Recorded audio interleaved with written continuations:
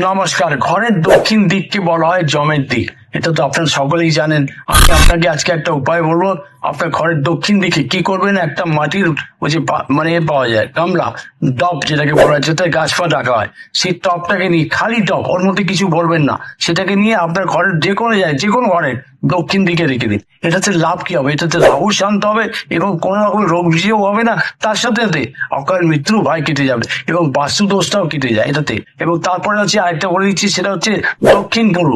এবার দক্ষিণ পূর্বে যে কোনো ঘরে দক্ষিণ পূর্বে কি করবেন, একটা সাদা গামলা নিন। সাদা চীনামাটিরও পাওয়া যায় সাদা গামলা, তাতে অর্ধেক মাটি ভরবেন, হাফ মাটি ভরে সেটাকে দক্ষিণ পূর্বে রেখে দিন। আর দেখুন তারপর কি ফলাফল, দারুণ ফলাফল পাবেন।